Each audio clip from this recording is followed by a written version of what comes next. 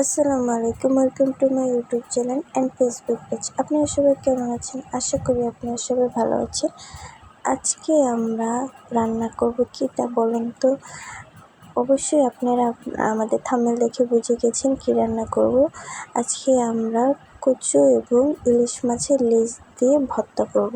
তো প্রথমে আমরা ইলিশ মাছটাকে হলুদ মরিচ দিয়ে ভালো করে ভেজে নিয়েছি। এরপর কচু শাকটাকে দিয়ে দিব। এর উপরে আমরা এই মাছটা যেটা ভেজে নিয়েছি সেটা দিয়ে দিব। এরপর এখানে আরও কিছু পাতা দিয়ে দিব। দেখতে পাচ্ছেন আমরা দিয়ে দিয়েছি। আমরা কিন্তু কোনোভাবে কেটে দিইনি, পুরো আস্তে আস্তে দিয়ে দিয়েছি। এরপর এখানে রসুনের কোয়া দিয়ে দিব এবং পেঁয়াজ কুচি দিয়ে দিব।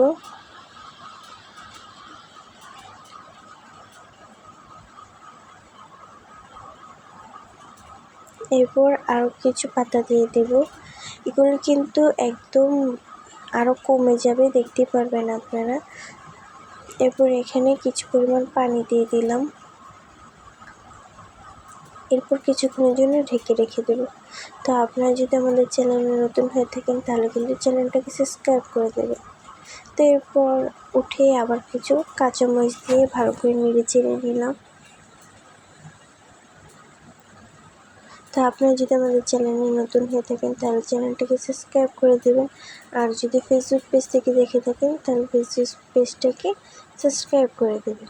তো এরপর ভালো করে নেড়ে চেড়ে নিলাম। তো দেখতে পাচ্ছেন কতটা কমে এসেছে।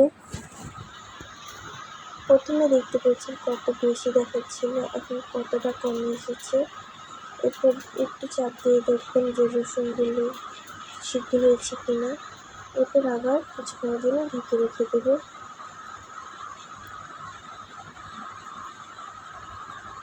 তো এই পর্যায়ে কিন্তু আমাদের এটা সিদ্ধ করা হয়ে গেছে।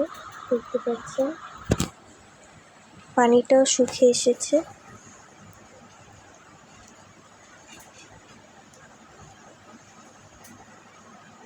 তো আমাদের ভিডিওগুলো আপনাদের কাছে কেমন লাগে তা কিন্তু আমাদের কমেন্টের মাধ্যমে জানিয়ে দেবেন। আর যদি আপনারা আমাদের চ্যানেলে নতুন হয়ে থাকেন তাহলে চ্যানেলটাকে সাবস্ক্রাইব করে দেবেন। তো এরপরে উঠিয়ে নিয়ে এসেছি, দেখতে পাচ্ছেন। ভালো করে ইলিশ মাছের কাঁটাগুলোকে কিন্তু বেছে নেবেন, নাহলে কিন্তু গলায় বেঁধে যেতে পারে। এরপর এখানে শুকনো মরিচ এবং কয়েকটা কাঁচা পেঁয়াজ দিয়ে দেব। পরিমাণ মতন লবণ দিয়ে দিব। এরপর হাতের সাহায্যে ভালো করে মিশিয়ে নেব। এরপর এখানে ভালো টেস্ট আসার জন্য, ভালো ঘ্রাণের জন্য আমরা এখানে সরিষার তেল দিয়ে দেব। সরিষার তেল ছাড়া কিন্তু ভর্তা হয়ই না, আপনারা সকলেই জানেন। তো দেখতে পাচ্ছেন রসুনটা ধরার সাথে সাথে কিন্তু গলে যাচ্ছে, কতটা ভালোভাবে সিদ্ধ হয়ে গেছে দেখতে পাচ্ছেন। তো এরপর ভালো করে মাখিয়ে নিলাম। এরপর ধনিয়া পাতা দিয়ে দেব। ধনিয়া পাতাটা দেওয়ার পরেও আমরা ভালো করে মেখে নেব।